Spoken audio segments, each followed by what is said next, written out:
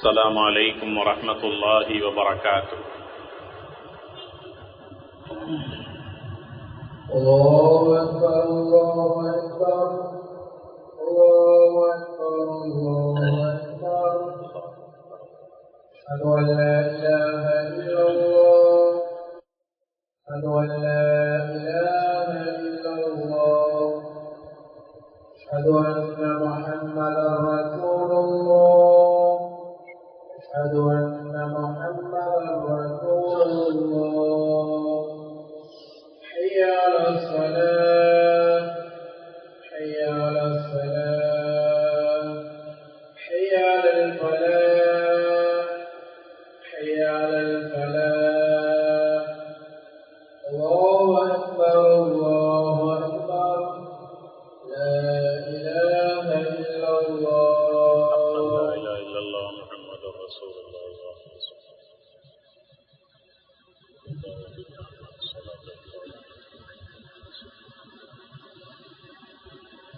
إنك لا تخلف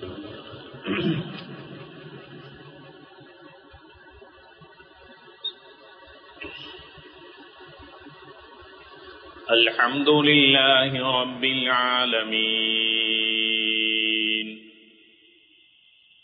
نحمده ونستعينه ونستغفره ونعوذ بالله من شرور أنفسنا ومن سيئات أعمالنا. من يهده الله فلا مضل له ومن يضلله فلا هادي له. أشهد أن لا إله إلا الله وحده لا شريك له وأشهد أن محمدا عبده ورسوله. اللهم صل على محمد وعلى آل محمد وبارك وسلم عليه. يا أيها الذين آمنوا اتقوا الله حق تقاته ولا تموتن إلا وأنتم مسلمون. أما بعد فقد قال الله تعالى في كلامه الكريم: أعوذ بالله من الشيطان الرجيم. بسم الله الرحمن الرحيم. إن الذين آمنوا وعملوا الصالحات كانت لهم جنات الفردوس نزلا خالدين فيها لا يبغون عنها حولا. صدق الله العظيم. قال النبي صلى الله عليه وسلم: التاجر الصدوق الأمين مع النبيين والصديقين والشهداء والصالحين. رواه الترمذي أو كما قال عليه الصلاة والسلام. அளவற்ற அருளாளனும் நிகரற்ற அன்புடையோனுமாகிய எல்லாம் வல்ல அல்லாஹுக்கு தபாரக் வ தஆலாவின் பெயரால் இன்றைய குத்பா பிரசங்கத்தை ஆரம்பம் செய்கிறேன். எல்லா புகழும் புகழ்ச்சியும் உலகத்தை படைத்து பரிபாலித்துக் கொண்டிருக்கக்கூடிய வல்லனாம் அல்லாஹுக்கு தபாரக் வ தஆலா ஒருவனுக்கே உரித்தானது. அல்ஹம்துலில்லாஹ். சாந்தியும் சமாதானமும் அல்லாஹ் நிறுதி தூதர் எம் உயிரிலும் மேலான அண்ணலம் கண்மணி நாயகம் ஸல்லல்லாஹு அலைஹி வஸல்லம் அவர்கள் மீதும் அவர்களுடைய வாழ்வை முழுமையாக பின்பற்றி நடந்த உத்தம சஹாபாக்கள், தாபிஈன்கள், தபஉ தாபிஈன்கள், முத்தகீன்கள், நல்லோர்கள் நம் அத்துணை பேரின் மீதும் எல்லாம் வல்ல அல்லாஹுக்கு தபாரக் வ தஆலாவின் சாந்தியும் சமாதானமும் மக்ஃபிரத்தும் உண்டாவதாக என வேண்டியதன் பின்னால் புனிதமான ஜும்ஆவுடைய கடமையை நிறைவேற்றுவதற்காக அல்லாஹு தஆலாவின் மாளிகையில் வீற்றிருக்கும் அல்லாஹின் நல்லடியார்களே, தக்வாதாரிகளே, அல்லாஹுக்கு தபாரக் வ தஆலா எந்த நலவான கர்மங்களை எடுத்து நடக்குமாறு நமக்கெல்லாம் ஏவிருக்கின்றானோ அவனுடைய ஏவல்களை நம்முடைய வாழ்க்கையில் எடுத்து நடந்து கொள்ளுமாறும், எந்த விடயங்களிலிருந்து முழுமையாக நம்மை பாதுகாத்துக் கொள்ளுமாறு அல்லாஹு தஆலா எம்மை பார்த்து தடை உத்தரவு பிறப்பித்திருக்கிறானோ அவ்வாறான தீய செயல்களிலிருந்து முழுமையாக நமது ஆன்மாவை பாதுகாத்துக் கொள்ளுமாறு முதலாவதாகி வடியனுக்கும் அப்பால் உங்களுக்கும் வசியத் என்னும் நல்லுபதேசம் செய்து கொள்ளுகின்றேன். எல்லாம் வல்ல அல்லாஹ் நம் அனைவர்களுடைய பாவங்களை மன்னித்தருள்வானாக. அவனுடைய மேலான ரஹ்மத் என்கின்ற பேரருளை கொண்டு நம் அனைவர்களையும் அரவணைத்துக் கொள்வானாக. உன்னதமான ஒரு ஜும்ஆவினுடைய அதிகாலை பொழுதை அடைய செய்து ஜும்ஆவினுடைய கடமையையும் நிறைவேற்றுவதற்காக இந்த இடத்தில் எங்களை எல்லாம் ஒன்று சேர்த்ததை போல நாளை சுவர்க்கத்திலும் நம்மையும் நம்மை சார்ந்தவர்களையும் ஒன்று சேர்த்தல்வானாக. கண்ணியத்திற்கும் மதிப்பிற்கும் உரிய சகோதரர்களே, அல்லாஹுடைய நல்லடியார்களே, இந்த ஹயாத்து துன்யா, இந்த உலக வாழ்வு என்பது ஒரு குறுகிய கால வாழ்க்கை. இந்த உலக வாழ்க்கையை முறையாக பயன்படுத்துமாறு அல்லாஹு தஆலா எங்களை பார்த்து சொல்லிவிட்டு வலா தமூதுன்ன இல்லா வ அன்தும் முஸ்லிமூன், இந்த உலக வாழ்க்கை நீங்கள் வாழ்ந்து மௌத்தாகின்ற போது முஸ்லீமாகவே மரணித்துக் கொள்ளுங்கள், முஸ்லீம் அல்லாத நிலையில் யாரும் மரணிக்க வேண்டாம் என்று அல்லாஹு தஆலா எங்களை பார்த்து சொல்லுகிறார். வலா தமூதுன்ன இல்லா வ அன்தும் முஸ்லிமூன், முஸ்லீமாகவே மரணித்துக் கொள்ளுங்கள், முஸ்லீம் அல்லாத நிலையிலே மரணித்து விட வேண்டாம் என்று அல்லாஹு தஆலா கட்டளையிடுகிறார். அல்லாஹு தஆலா இன்னும் ஒரு குர்ஆன் வசனத்தின் மூலமாக வமா கலக்துல் ஜின்ன வல் இன்ஸ இல்லா லியஅபுதூன், இந்த உலகத்தில் அல்லாஹ்வால் படைக்கப்பட்டிருக்கின்ற கோடான கோடி உயிரினங்களுள் 2 படைப்பு மாத்திரம்தான் அல்லாஹ்வை இபாதத் செய்வதற்காக அல்லாஹ் படைத்து வைத்திருக்கின்றான். அல்லாஹ்வை வணங்குவதற்காக அல்லாஹ் படைத்த படைப்பு 2, ஒன்று இன்சான் மனிதன், இன்னும் ஒன்று ஜின் வர்க்கத்தினர். ஆக மனிதர்களையும் ஜின்களையும் என்னை வணங்குவதற்காகவே நான் படைத்திருக்கிறேன், வேற ஒன்றுக்காகவும் அல்ல என்று எங்களுடைய படைப்பின் நோக்கத்தை அல்லாஹ் சொல்லி காட்டுகிறான். இன்னும் ஒரு குர்ஆன் வசனத்தின் மூலமாக அல்லாஹ் இப்படி ஒரு கேள்வி எங்களை பார்த்து கேட்கிறான். அப்ப ஹசிபுத்தும் அன்னமா ஹலக்னாகும் அபஸா, மனிதர்களே நீங்கள் என்ன வீணுக்காக விளையாட்டுக்காக நினைத்தபடி வாழ்ந்துவிட்டு மரணிக்கலாம் என்று நினைத்துக் கொண்டிருக்கிறீர்களா? வீணுக்காக படைக்கப்பட்டிருக்கிறீர்கள், அல்லது எதை செய்தாலும் கேட்பதற்கு யாரும் இல்லை, எப்படி வாழ்ந்தாலும் சரி, மனோ இச்சையின் பிரகாரம் வாழ்ந்தாலும் எப்படி வாழ்ந்துட்டாலும் சரி, எனக்கென்று ஒரு விசாரணை இல்லை, என்னை கேட்பதற்கும் பார்ப்பதற்கும் யாரும் இல்லை என்று நினைத்துக் கொண்டிருக்கிறீர்களா? வஅன்னக்கும் இலைனா லா துர்ஜஊன், ஒரு நாள் என் முன்னால் வந்து நீங்கள் கைகட்டி நிற்க மாட்டீர்கள் என்று நினைத்துக் கொண்டிருக்கிறீர்களா? இந்த கேள்வியை கேட்பது அல்லாஹ். அல்லாஹு தஆலா இன்னும் ஒரு குர்ஆன் வசனத்தில் இப்படி சொல்லுகிறான், வத்தகூ யௌமன் துர்ஜஊன ஃபீஹி இலல்லாஹ், மனிதர்களே ஒரு நாள் வரை இருக்கிறது, அந்த நாள் எப்படியான நாள் தெரியுமா? யாரும் யாருக்குமே உதவி செய்ய முடியாத நாள். அந்த நாள் என் முன்னால் வந்து நீங்கள் கைகட்டி நிற்கின்ற நாள், அந்த நாளை நீங்கள் பயந்து கொள்ளுங்கள், அந்த நாள் வரை இருக்கிறது என்று அல்லாஹு தஆலா எங்களை பார்த்து சொல்லுகின்ற இந்த குர்ஆனுடைய வசனத்தை ஆரம்பத்தில் உங்களுக்கு நான் நினைவூட்டுகிறேன். இந்த இறை வசனங்கள் குர்ஆனுடைய ஆயத்துக்களை எல்லாம் நாம் சிந்தித்து பார்க்கிற போது அல்லாஹு தஆலா இந்த உலக ஹயாத்து துன்யாவை தந்து எங்களிடத்தில் என்ன எதிர்பார்க்கிறான்? எங்களுடைய மூச்சு இபாதத்தாக இருக்க வேண்டும் என்று அல்லாஹ் எதிர்பார்க்கிறார். எங்களுடைய ஒவ்வொரு பேச்சும் இபாதத்தாக இருக்க வேண்டும் என்று அல்லாஹ் எதிர்பார்க்கிறார்.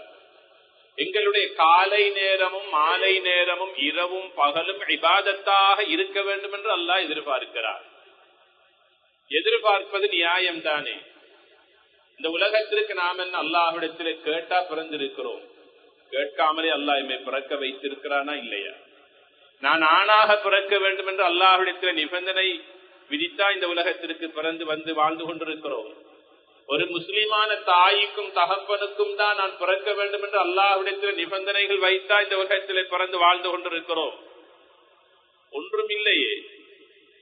கைகளையும் கால்களையும் சரியா தந்துதான் என்னை வாழ வைக்க வேண்டும், எந்த குறையும் இல்லாமல் வாழ வைக்க வேண்டும், எந்த நிபந்தனையும் நாம் விதிக்கவில்லையே. அல்லாஹ் நினைத்தான், படைத்தான், இந்த உலகத்தில் எங்களை வாழ வைத்திருக்கிறான். எம் ஒவ்வொருவருக்கும் ஒவ்வொரு சமூக அந்தஸ்தை அல்லாஹ் தந்திருக்கிறான். படிப்பால் எங்களுக்குரிய அந்தஸ்தை தந்து அல்லாஹ் எங்களை உயர்வடைய செய்திருக்கிறார். பணத்தையும் பலத்தையும் தந்து அல்லாஹ் எங்களை சமூக அந்தஸ்தை தந்திருக்கிறார். சில மக்களுடைய அழகை கொண்டு அல்லாஹ் சமூக அந்தஸ்தை கொடுத்திருக்கிறான். இப்படி பல அந்தஸ்துகள், ஸ்டேட்டஸ்கள் இந்த சமூகத்திலே நம் ஒவ்வொருவருக்கும் இருப்பதை நாம் பார்க்கிறோம். இப்படியெல்லாம் நாம் கேட்காமலேயே நம் தேவைக்கும் அதிகமான பல நிஅமத்துக்களை தந்து வாழ வைக்கின்ற ரப்பு, அந்த ரஹ்மான் இந்த கேள்விகளை கேட்டு எங்களை பார்த்து அச்சுறுத்துவது உண்மையா இல்லையா? கண்ணியத்திற்குரிய பெருமக்களே, அல்லாஹ் தஆலா சொல்லுகிறான், வமா ஹலக்துல் ஜின்ன வல் இன்ஸ இல்லா லியஅபுதூன். நினைத்தவாறு வாழ முடியாது, உங்களுடைய மனோ இச்சையின் பிரகாரம் வாழ முடியாது. உங்களுக்கென்று ஒரு லைஃப் ஸ்டைல், வாழ்க்கை திட்டம் இருக்கிறது. எப்படி வாழ வேண்டும் என்பதை என்னுடைய நபியின் மூலமாக நான் உங்களுக்கு சொல்லி தந்திருக்கிறேன். நபிகள் நாயகம் ஸல்லல்லாஹு அலைஹி வஸல்லம் அவர்கள் 63 ஆண்டு காலம் இந்த உலகத்திலே மனிதனாக வாழ்ந்தார்கள். அதில் 40 வருடங்கள் சாதாரண ஒரு நல்ல நம்பிக்கைக்குரியவராக, உண்மை பேசக்கூடியவராக வாழ்ந்தார்கள். இன்னும் 23 ஆண்டுகள் அல்லாஹுடைய நுபுவத்தை, ரிசாலத்தை, அல்லாஹுடைய நபியாக வாழ்ந்திருக்கிறார்கள். அதுதான் எங்களுக்கு மார்க்கமாக்கப்பட்டிருக்கிறது. மை யுதிஇர் ரசூல ஃபகத் அத்தா அல்லாஹ். யார் ஒருவர் ரசூலுல்லாஹ்வுடைய வாழ்க்கையை தன் வாழ்க்கையில் எடுத்து நடக்கிறாரோ அவர் அல்லாஹ்வுக்கு வழிபட்ட ஒரு உண்மையான அடியானாக ஆகிவிட்டான். ஆக ரசூலுடைய வாழ்க்கை யார் உதாசீனப்படுத்தாதீர்கள். இது சுன்னத்து தானே என அலட்சியப்படுத்தாதீர்கள். இது நபிகளார் சொல்லியதுதானே, இது நபிகளார் அவர்கள் செய்ததுதானே, அந்த சிந்தனை வரக்கூடாது. எந்த சுன்னாவை நாம் வெறுக்கக்கூடாது, மறுக்கக்கூடாது. குஃப்ரியத் என்கின்ற இறை நிராகரிப்புக்கு அவனை விட்டு சென்று விடும். ஒன்று இருக்கிறது, விரும்பினால் செய்யலாம், விருப்பமில்லை என்றால் விட்டுவிடலாம்.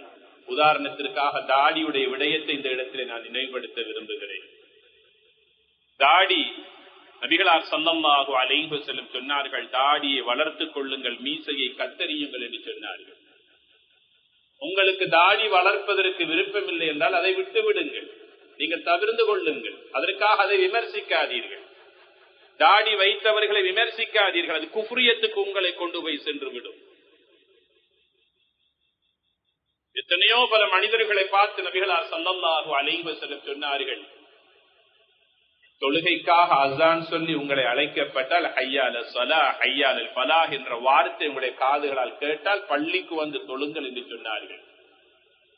எத்தனையோ மக்களுக்கு ஒவ்வொரு நாளும் 5 நேரம் இந்த அஸானுடைய காதிலே ஒலித்துக் கொண்டே இருக்கிறது. ஆனாலும் அவர்கள் வருகிறார் இல்லை.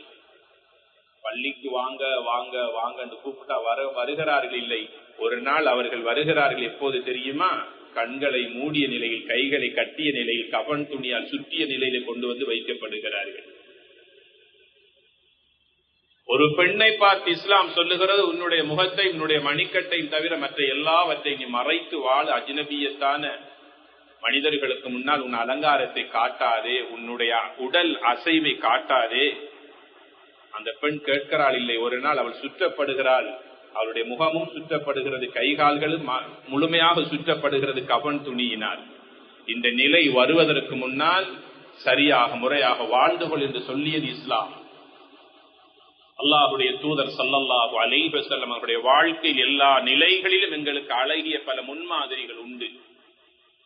ஒரு நாளினுடைய வாழ்க்கையை எவ்வாறு இபாதத்தாக நாங்கள் மாற்றிக் கொள்வது, மனிதர்களையும் ஜின்களையும் என்னை வணங்குவதற்காகவே நான் படைத்திருக்கிறேன் என்று அல்லாஹ் சொல்லுவதாக இருந்தால் வியாபாரம் செய்ய முடியாதா?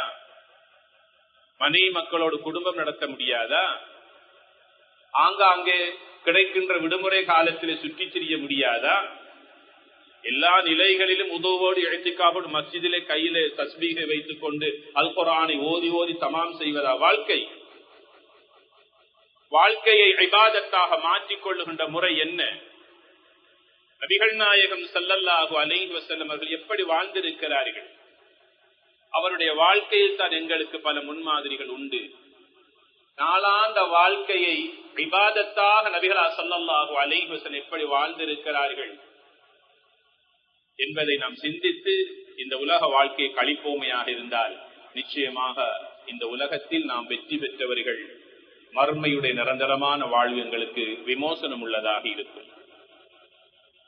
நபிகள் நாயகம் ஸல்லல்லாஹு அலைஹி வஸல்லம் அவர்கள் காலை நேரத்தில் கண் விழித்தவுடன் முதலாக அவருடைய வாயிலிருந்து சொல்லுகின்ற வார்த்தை அல்ஹம்துலில்லாஹ் ரத்த அலைய ரூஹி. தூக்கத்தில் இருந்து மீண்டும் கண் விழிக்க செய்த அல்லாஹ்வே அல்ஹம்துலில்லாஹ், உனக்கே புகழ் அனைத்தும் என்று காலையில் கண் விழித்தவுடன் முதலாக பக்கத்தில் இருக்கிற மனைவியை பார்த்து பேசுவதற்கு முன்னால், அன்பார்ந்த குழந்தைகளை பார்த்து பேசுவதற்கு முன்னால் ஒரு அடியானுடைய நாவிலிருந்து வருகின்ற வார்த்தை, ரப்போடு தொடர்புடைய வார்த்தை அல்ஹம்துலில்லாஹ் அல்லதி அஹ்யானா பஅதமா அமாத்தனா வ இலைஹி நுஷூர் என்பது வேற துஆ. தூக்கம் என்பது நாங்கள் நாளாந்தம் சந்திக்கின்ற ஒரு சிறு மரணம். அது சில பல மக்களுக்கு அதுவே நிரந்தர மரணமாகிவிட்டது, நிரந்தர தூக்கமாகிவிட்டது. எத்தனையோ பல மக்கள் தூங்கினவர்கள் சுபகுக்கு எழாமல் நிரந்தர தூக்கத்திற்கு சென்று விட்ட பல மக்களை பார்க்கிறோம். அந்த நிலையிலிருந்து அல்லாஹ் என்னை கண் விழிக்க செய்து இன்றைய நாளில் நீ வாழ வேண்டியவன், மீண்டும் அல்லாஹ் எனக்கு ஹயாத்தை தந்தானே, அதற்காக நபிகளார் ஸல்லல்லாஹு அலைஹி வஸல்லம் கருத்துள்ள துஆவை ஓதி அல்லாஹ்வுக்கு ஷுக்ர் செய்வார்கள். காலையில் எழுந்தவுடன் கண் விழித்தவுடன் அல்ஹம்துலில்லாஹில்லதி ரத்த அலைய ரூஹி, மீண்டும் எனக்கு ரூஹை எனக்கு திரும்ப தந்த இறைவா உனக்கே அல்ஹம்துலில்லாஹ் என்று அல்லாஹ்வுக்கு ஷுக்ர் செய்வார். இது இபாதத். இபாதத் என்பது வெறுமனே சுஜூதில் மாத்திரம் அல்ல, இபாதத் என்பது வெறுமனே நோன்பில் மாத்திரம் அல்ல, இபாதத் என்பது வெறுமனே திலாவத்துல் குர்ஆனில் மாத்திரம் அல்ல, இபாதத் என்பது காலை மாலையிலும் அவ்வப்போது கிடைக்கின்ற நேரங்களிலே சொல்லுகின்ற சுப்ஹானல்லாஹ் அல்ஹம்துலில்லாஹ் மாத்திரம் அல்ல, தூக்கத்திலிருந்து எழுந்தவுடன் அல்ஹம்துலில்லாஹ் சொல்வதிலே இபாதத் இருக்கிறது என்று சொன்னார்கள். ஒரு கணவன் தன்னுடைய மனைவி இடத்திலே தன்னுடைய தேவைக்காக செல்லுகிற போது அது ஒரு இபாதத் என்று சொன்னார்கள் ஸல்லல்லாஹு அலைஹி வஸல்லம் அவர்கள். காலையிலே கண் விழித்தவுடன் அந்த துஆவை ஓதிய நிலையில் ஃபஜ்ருடைய தொழுகையை ஒரு மனிதன் தொழுகின்றான். அல்லாஹ்வுடைய தூதர் ஸல்லல்லாஹு அலைஹி வஸல்லம் சொன்னார்கள், மன் ஸல்ல சுப்ஹ ஃபஹுவ ஃபீ திம்மத்தில்லாஹ், சுபஹுடைய தொழுகையை தொழுதவனுடைய அன்றைய நாள் முழுவதினுடைய காரியத்தையும் அல்லாஹ் பொறுப்பேற்றுக் கொண்டான் என்று சொன்னார்கள் ஸல்லல்லாஹு அலைஹி வஸல்லம் அவர்கள். ஒரு நாளினுடைய பாதுகாப்பு சுபஹு தொழுகையில இருக்கிறது என்று சொன்னார்கள். ஒரு நாளினுடைய சந்தோஷம், வெற்றி, நிம்மதி எல்லாம் அந்த சுபஹில இருக்கிறது என்று சொன்னார்கள். இதிலே இபாதத்தை அல்லாஹ்வுடைய தூதர் ஸல்லல்லாஹு அலைஹி வஸல்லம் காட்டினார்கள். படிப்பதற்காக பாடசாலைக்கு செல்லுகின்ற ஒரு மாணவன், தொழிலுக்கு செல்லுகின்ற ஒரு தொழிலாளி அல்லது முதலாளி, காலை நேரத்திலே அவருடைய வீட்டிலிருந்து புறப்படுகிற போது பிஸ்மில்லாஹி தவக்கல்து அலல்லாஹ் வலா ஹவுல வலா குவத்த இல்லா பில்லாஹில் அலியில் அதீம், அல்லாஹ்வின் மீது தன்னுடைய காரியங்களை பொறுப்பு சாட்டிய நிலையிலே அவர் வெளியேறி வருகிறார். எக்ஸாம் எழுத வேண்டிய ஒரு மாணவனுக்கு ஒரு சந்தேகம், ஒரு கவலை, ஒரு பயம் ஏற்படுவது வளமை.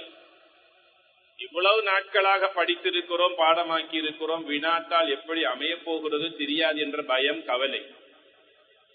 இன்றைய நாள் என்னுடைய வியாபாரம் எப்படி நடக்க போகிறதோ தெரியாது, எவ்வளவு இலாபத்தை ஈட்டுவேனா அல்லது நஷ்டத்திலே வந்து முடியுமா, கடையை திறப்பதும் ஆபீஸை திறப்பதும் என்னுடைய வேலை, வாடிக்கையாளர்கள் வருவதும் செல்வதும் அது அவர்களுடைய வேலை. இன்றைய நாள் எப்படி போக போகிறதோ தெரியாது. யாருக்கும் எதிர்காலத்தை பற்றிய அறிவு யாருக்கும் கிடையாது. அங்கேதான் இருக்கிறது பிஸ்மில்லா, யா அல்லாஹ் உன்னுடைய பெயரை கொண்டுதான் நான் இன்றைய நாளில வீட்டை விட்டு போகின்றேன். தவக்கல்து அலல்லாஹ், என் காரியங்கள், என் விவகாரங்கள் எல்லாத்தையும் உனக்கிட்ட பொறுப்பு சாட்டி விட்டேன். லா ஹவுல வலா குவத்த இல்லா பில்லாஹ், உன்னுடைய உதவி இல்லாமல் எந்த ஒன்றும் நடக்க முடியாது என்பது அல்லாஹு தஆலா பொறுப்பேற்றுக் கொள்கிறான். அல்லாஹ்வுடைய தூதர் ஸல்லல்லாஹு அலைஹி வஸல்லம் சொல்லுகிறார்கள்.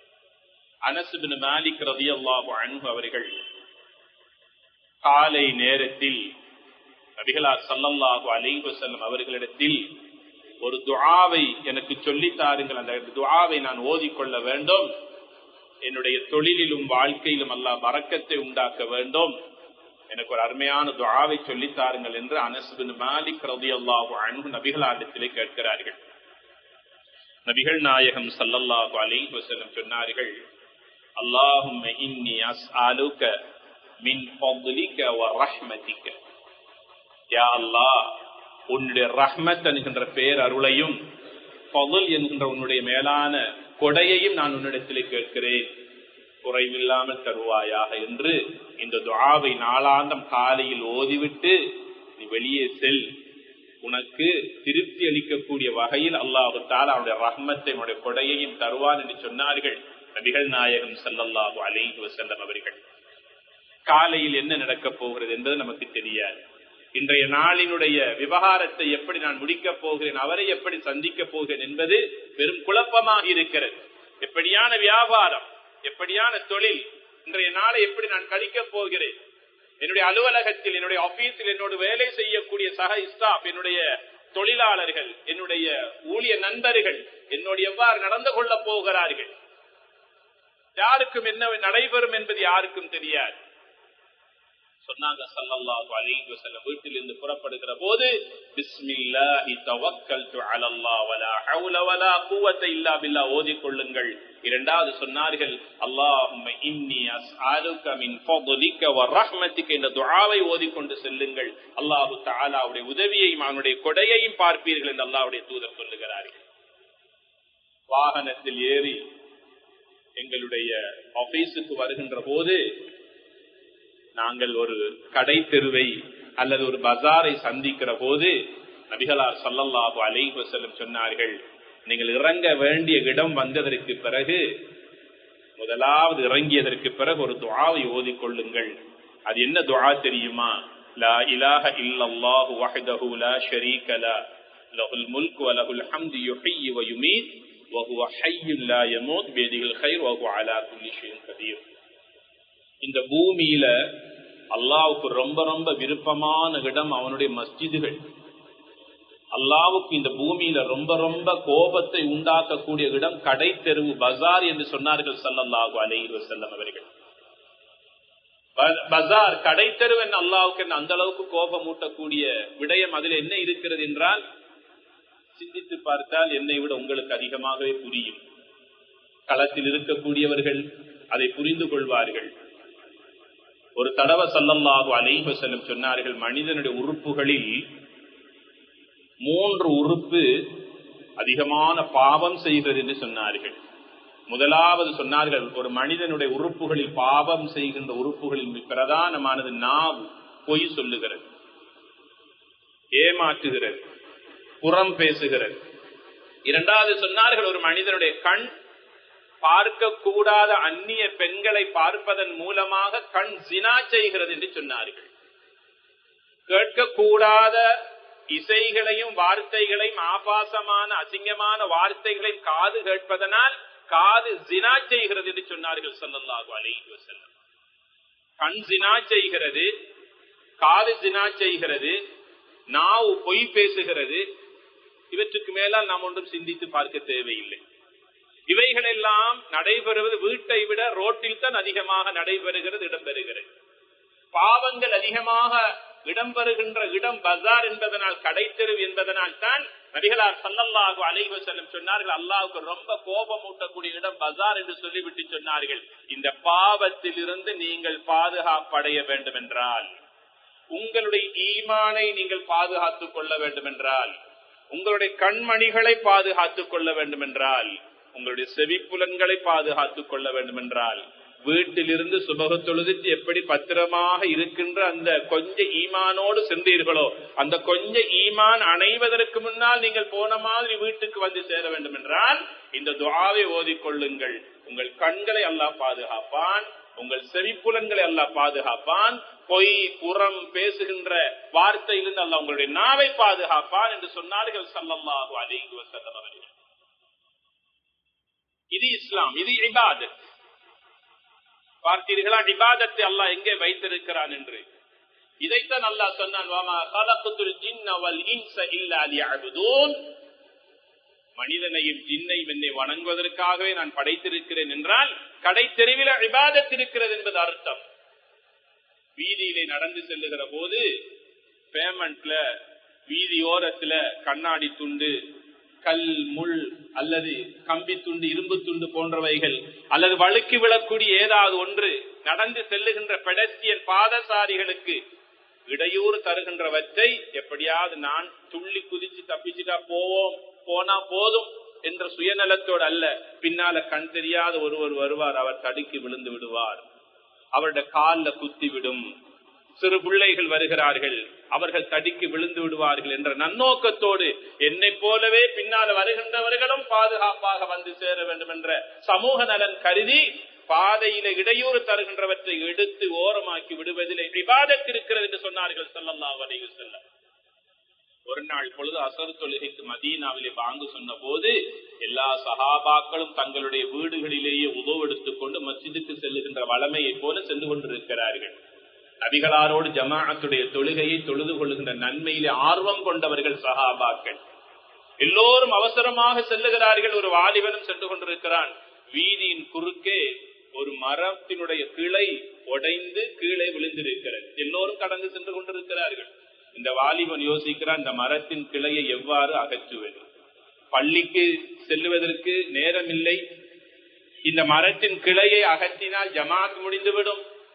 இரண்டு யோசனை, பரவாயில்லை, ஜமாத் முடிந்தாலும் பரவாயில்லை, பாதையிலே போகின்ற வருகின்றவர்களுக்கு இடையூறாக தருகின்ற இந்த மரத்தின் கிளையை நான் அகற்ற வேண்டும் என்ற எண்ணத்திலே அந்த மரத்தின் கிளையை அகற்றிவிட்டு போகின்ற வருகின்றவர்களுக்கு பாதையை இலகுபடுத்தி விட்டு லேசாக்கி விட்டு அவர் பள்ளியின் படியை மிதிக்கிற போது ஜமாஅத் முடிந்து எல்லா சஹாபாக்களும் பள்ளியிலிருந்து வெளியே வந்து கொண்டிருக்கிறார்கள். இந்த வாலிப சஹாபிக்கு கவலையோ கவலை, இந்த மரையின் கிளையை அகற்றினதனால் தானே எனக்கு ஜமாஅத் கிடைக்கவில்லை, ஈமானிய உயர்வு. கவலைப்பட்டார். நபிகளாரிடத்திலே செய்தியை சொன்ன போது கண்மணி நாயகம் ஸல்லல்லாஹு அலைஹி வஸல்லம் அவர்கள் புன்முறுவலோடு அந்த வாலிபனுடைய தோளிலே தட்டினார்கள். ஸல்லல்லாஹு அலைஹி வஸல்லம் சொன்னார்கள், ஷக்கரல்லாஹ், வாலிபனை நீ கவலைப்படாதே, உன்னுடைய இந்த செயலை பார்த்து அல்லாஹ் உனக்கு ஷுக்ர், நன்றி செலுத்தினான் என்று சொன்னார்கள் ஸல்லல்லாஹு அலைஹி வஸல்லம் அவர்கள். அடியான் தான் ரப்புக்கு நன்றி செலுத்துவது கடமை. அந்த ரப்பே அடியானுக்கு நன்றி செலுத்துகிறான் என்றால், யார் ஒருவர் தனக்காக வாழாமல் பிறர் நலம் பேணுவதற்காக என்னை போலவே மற்றவர்களும் வாழ வேண்டும் என்று தன்னை போலவே மற்றவர்களையும் நினைத்து அவர்களுடைய நலனில் அக்கறை காட்டுகிறார்களோ அவர்களுக்கு அல்லாஹு தஆலா ஷுக்ர், நன்றி செலுத்துகிறான் என்று சொன்னார்கள் ஸல்லல்லாஹு அலைஹி வஸல்லம் அவர்கள். இரண்டாவது சொன்னார்கள், ஃபதஃபரல்லாஹு லக்க, உன்னுடைய பாவத்தை அல்லாஹ் மன்னித்து விட்டான் என்று சொன்ன போது அந்த வாலிப சஹாபி மகிழ்ச்சி அடைந்தார், சந்தோஷப்பட்டார். இபாதத் எங்கே இருக்கிறது என்று பாருங்கள். வீதியோரத்திலே நடந்து செல்லுகிற போது அருவருப்பான காட்சிகளை பார்க்கிறோம், முகம் சுளிக்கக்கூடிய விடயங்களை பார்க்கிறோம்.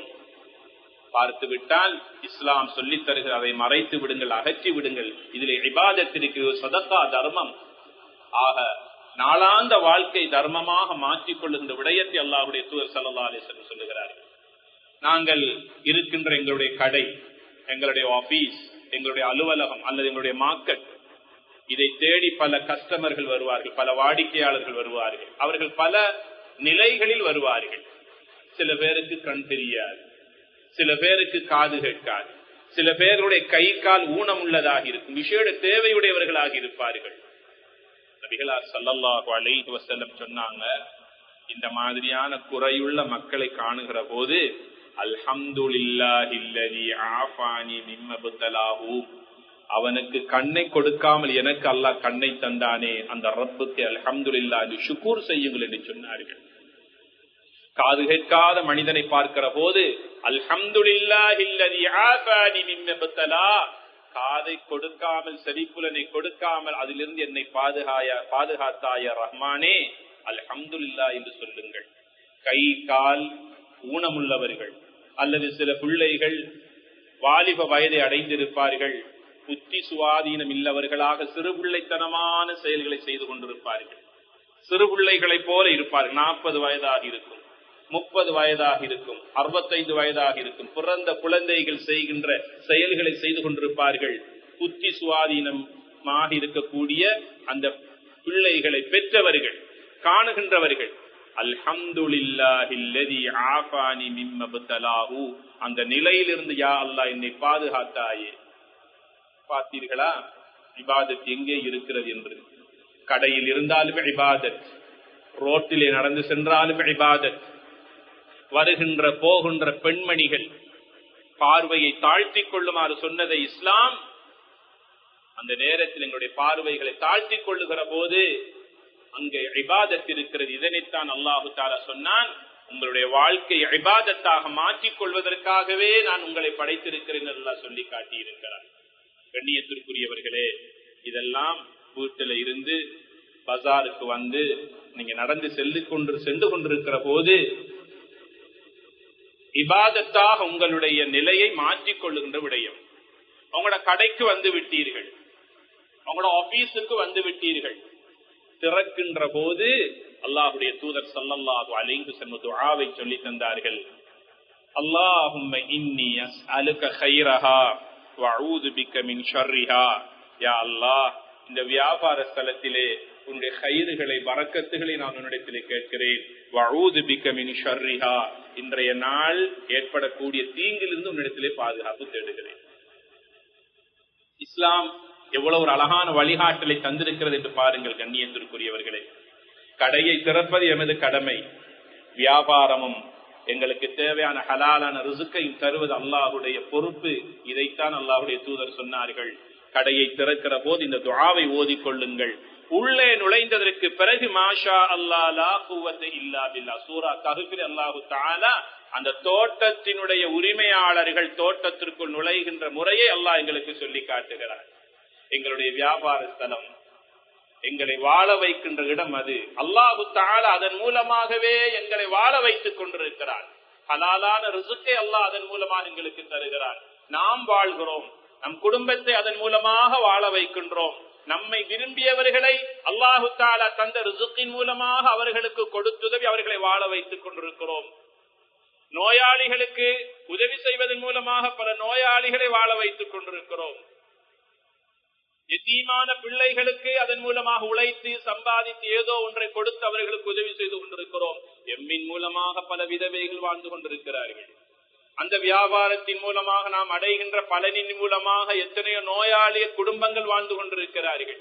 ஆக மொத்தத்தில் அந்த இடத்திற்குள்ளே நாங்கள் செல்லுகிற போது மாஷா அல்லாஹ் லா குவத்த இல்லா பில்லாஹ், இதெல்லாம் என்னுடைய சக்தியினால் கிடைத்தவைகள் அல்ல, எல்லாம் அல்லாஹ் தஆலா தந்த பேரருள். எங்கே இபாதத் இருக்கிறது என்று பாருங்கள் கண்ணியத்திற்குரிய பெருமக்களை. ஒரு நாளில் சம்பாதித்து விட்டு கடையை விட்டு வெளியே வருகின்ற போது எந்த அளவுக்கு சம்பாதித்திருக்கிறீர்களோ உங்களுடைய வருமானத்துக்கு ஏற்றாற் போல அன்றைய நாளினுடைய சதக்காவை கொடுத்து முடித்து விட்டு வீட்டுக்கு செல்லுங்கள். ஜகாத் என்பது வருடத்தில் ஒரு தடவை, சதக்கா என்பது நாளாந்தம் எங்களுடைய வருமானத்தில் கிடைக்கின்றவற்றில் ஒரு பகுதியை கொடுப்பது. எங்களுடைய கேபிட்டலை, எங்களுடைய மூலதனத்தை பாதுகாப்பதற்கான வழி அது. கடையை மூடிவிட்டு செல்லுகிறோம், கை நிறைய பொக்கிஷங்களையும் பணத்தையும் அன்றைய நான் சேகரித்த பணத்தை எல்லாம் எடுத்துக்கொண்டு செல்லுகின்றோம். இடையிலே கள்வர்கள் அதை பறித்துக் கொண்டு செல்வார்களா, அல்லது பல லட்சக்கணக்கு கோடிக்கணக்கான பொறுமதியை கட்டிடத்தையும் சொத்துக்களையும் தீ நெருப்பு வந்து அழித்து விட்டு செல்லுமா, அல்லது கள்வர்கள் வந்து சூறையாடுவார்களா? என்ன அனர்த்தங்கள் ஏற்படும் என்பது நமக்கு யாருக்கும் தெரியாது. நடந்து முடிஞ்சதற்கு பிறகு எல்லாத்தையும் பார்க்கிறோம், கேட்கிறோம், கவலைப்படுகிறோம். நபிகள் நாயகம் ஸல்லல்லாஹு அலைஹி வஸல்லம் சொன்னார்கள், சலாமத்தாக மன அமைதியோடு வந்தீர்கள், திரும்பி செல்லுகிற போது உங்களுடைய வியாபார ஸ்தலத்தையும் நீங்கள் கொண்டு செல்லுகின்ற உங்களுடைய ஹலாலான பொக்கிஷத்தையும் பாதுகாக்க வேண்டும் என்றால் அன்றைய நாளினுடைய சதக்காவை கொடுத்து விட்டு செல்லுங்கள். உங்களுடைய சொத்துக்களை அல்லாஹ் பாதுகாப்பார். இன்று கிடைத்தவைகளை விட நாளைய நாள் இதைவிட கைராக சந்தோஷமாக கிடைக்கின்ற நிலைமையை அல்லாஹ் உருவாக்கி தருவார். இறுதியாக ஒரு விடயத்தை கூறிக்கொண்டு முடிவுரைக்கு வருகிறேன். இவ்வளவும் செய்தும் அல்லது இவைகளை செய்ய மறந்தும் கஷ்டம், வறுமை, ஏழ்மை, நிம்மதி இல்லை, சந்தோஷம் இல்லை, இந்த நிலைகளை நீங்கள் உணர்கிறீர்களா? என் இபாதத்தில் ஏதோ குறை இருக்கிறது என்பதை மறந்து விடாதீர்கள். ஏதோ ஒரு தவறை நான் செய்து கொண்டிருக்கிறேன் என்பதை மறந்து விடாதீர்கள். மனைவிக்கும் பிள்ளைகளுக்கும் பெற்றோர்களுக்கும் தெரியாமல் ஏதோ நான் அசிங்கம் செய்து கொண்டிருக்கிறேன் என்பதை மறந்து விடாதீர்கள். வறுமை வருவதற்கு பல காரணங்கள் உண்டு. ஒன்று, சுபகு தொழாமல் படுத்துறங்குவர். 2, சுபகு தொழுத ஒருவர் சூரிய உதயத்திற்கு முன்னால் மீண்டும் போய் படுத்துறங்குவர். 3, மகரிபுக்கும் இஷாவுக்கும் இடையிலே படுத்துறங்குவர். 4, கடமையான குளிப்பை நிறைவேற்றாமல் தாமதித்துக் கொண்டிருப்பது. 5, இஸ்ராப், வீண் விரயம் செய்வது. வீண் விரயம் என்பது வெறுமனே எல்லாருக்கும் வாரது சாப்பிடுறது குடிக்கிறதுல மட்டும்தான். ஒரு நாள் பொழுது உமர் ரலியல்லாஹு அன்ஹு அவர்களை நபிகளார் ஸல்லல்லாஹு அலைஹி வஸல்லம் மதீனாவிலே பார்க்கிறார்கள். கம்பீரமாக அழகான ஆடையிலே காட்சி தருகிறார்கள் உமர் ரலியல்லாஹு அன்ஹு. நபிகளார் ஸல்லல்லாஹு அலைஹி வஸல்லம் தன் தோழரை பார்த்து கேட்டார்கள், "கௌபுக ஹாதா கஸீலுன் அம் ஜதீத்?" உமர், அழகான ஆடை ஒன்றை உடுத்திருக்கிறீர்கள், இது புதியதா அல்லது கழுவி உடுத்திருக்கிறீர்களா? உமர் ரலியல்லாஹு அன்ஹு சொன்னார்கள், நபியே நாயகமே, லா பல் கஸீல், இது புதிய உடை அல்ல, கழுவி மீண்டும் அணிந்திருக்கிறேன் என்று சொன்ன போது நபிகளார் ஸல்லல்லாஹு அலைஹி வஸல்லம் சொன்னார்கள், உடுப்பிலும் இஸ்ராப், வீண் விரயம் இருக்கிறது என்பதை நீங்கள் அறிவீர்களா என்று கேட்டார்கள். உடுப்புல கூட இஸ்ராப் இருக்கிறது.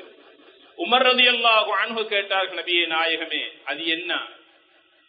சொன்னாங்க ஸல்லல்லாஹு அலைஹி வஸல்லம், தேவைக்கு அதிகமாக பல உடைகளை ஆடைகளை அடுக்கி அடுக்கி அடுக்கி அடுக்கி அடுக்கி வைப்பது இஸ்ராப் என்று சொன்னார்கள் ஸல்லல்லாஹு அலைஹி வஸல்லம். உமர் ரலியல்லாஹு அன்ஹு கேட்டாங்க, அல்லாஹ் எனக்கு தந்திருக்கிற நிஅமத்துக்களை, செல்வத்தை நான் செலவழித்து என்னுடைய நிஅமத்துக்கு, என்னுடைய தரத்துக்கு ஏற்றாற் போல உடுத்துவது பெருமையா? இல்லை.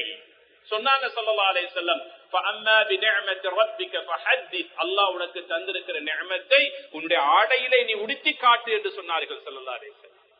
உன்னுடைய செருப்பு அழகாக இருக்குமையாக இருந்தால் உன்னுடைய தரத்துக்கு ஏற்றாற் போல, உன்னுடைய வருமானத்துக்கு ஏற்றாற் போல உன்னுடைய செருப்பினுடைய தரத்தை அதிகரித்துக் கொள் என்று சொன்னார்கள்.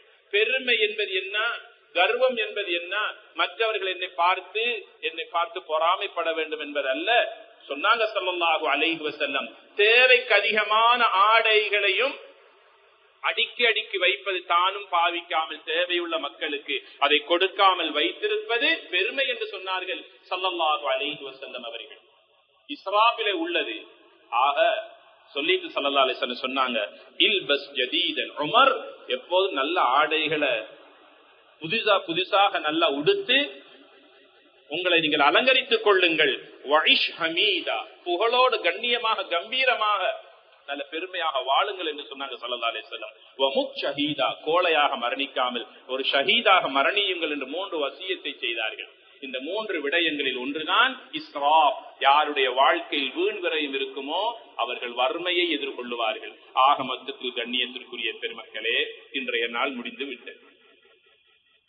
ஆக மொத்தத்தில் ஒரு நாளை எப்படி கழிக்க வேண்டுமோ அப்படி கழிக்கின்ற போது அன்றைய நாள் இபாதத்தாகும். இதற்காகவே அல்லாஹ் எங்களை படைத்திருக்கிறான். வேலை முடிந்து வீட்டுக்கு செல்லுகிற போது எங்கட வீடு எங்கட கதவுண்டு அடிச்சு உடைச்சு கொண்டு போகாம ஸல்லல்லாஹு அலைஹி வஸல்லம் அனஸ் ரலியல்லாஹு அன்ஹு அவங்கள பார்த்து சொன்னாங்க, வீட்டு வாசல்ல நின்று சலாம் சொல்லுங்க, உங்களோட மனைவி பிள்ளைகள் பேரண்ட்ஸ்க்கு சலாம் சொல்லுங்க. உள்ள இருந்து பதில் வந்தா உள்ள போங்கன்னு சொன்னாங்க.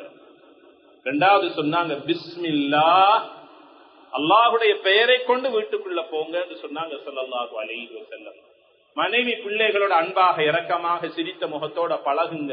இவைகள் எல்லாம் இபாதத்தாக இருக்கிறாக. மொத்தத்தில் ஒரு மனிதனுடைய நாளாந்த வாழ்க்கை இபாதத்தாக மாற்றிக் கொள்ளுகிற போது இதைத்தான் அல்லாஹ் எங்களிடத்தில் எதிர்பார்க்கிறான். கொஞ்ச காலம் வாழ்ந்தாலும் எவ்வளவு காலம் வாழ்கிறோம் என்பதெல்லாம் முக்கியம். வாழ்கிற ஒவ்வொரு நாளும் அல்லாஹ்வுக்கு பொருத்தமான முறையில் நாளாந்த வாழ்க்கை நாம் கழித்து விட்டு இந்த உலகை விட்டு மரணிப்போமையாக இருந்தால் நிச்சயமாக ஆஹிராவுடைய ஹயாத் எங்களுக்கு காத்திருக்கிறது. அந்த சுவர்க்கத்தையும் அல்லாஹ் எங்களுக்குத்தான் தயாரித்து வைத்திருக்கிறான். இன்ஷா அல்லாஹ் அங்கு நம்முடைய வாழ்வு பிரகாசம் உள்ளதாக இருக்கும். எல்லாம் வல்ல இறைவன் நம் அனைவருடைய வாழ்க்கையிலும் அனைத்து கயிறுகளையும் நலவுகளையும் பரக்கத்துகளையும் தந்து அருள் பாலிப்பானாக. யா அல்லாஹ் எங்களுடைய பாவங்களை மன்னித்தல்வாயாக. எங்கள் பெற்றோர்கள், மனைவி மக்கள், குடும்பத்தார்கள், முஸ்லிம்களான ஆண்கள் பெண்கள் அனைவர்களுடைய பாவங்களை மன்னித்தல்வாயாக. எங்களில் இருக்கின்ற நோயாளிகளுக்கு உடல் சுகத்தை கொடுப்பாயாக. எங்களை விட்டு மரணித்தவர்களுடைய கபர்களை சுவர்க்கத்தின் பூஞ்சோலியாக்கி வைப்பாயாக. திடீர் மௌத்திலிருந்து நம் அனைவர்களை நீ பாதுகாப்பாயாக. எங்களோட வாழ்க்கையிலும் குடும்பத்திலும் யாவது நீ பறக்கச் செய்வாயாக. கடந்த காலங்களை விட எதிர்வருகின்ற காலங்கள் நம் அனைவருக்கும் விமோசனத்துக்குரிய நல்ல காலமாக்கி தந்தல்வாயாக. மௌத்து வரைக்கும் முன்ன இபாதத் செய்யக்கூடிய ஈமானையும் உடல் சுகத்தையும் நம் அனைவருக்கும் தந்தல்வாயாக. வ ஆகிரு தஅவானா அனில் ஹம்துலில்லாஹி ரப்பில் ஆலமீன்.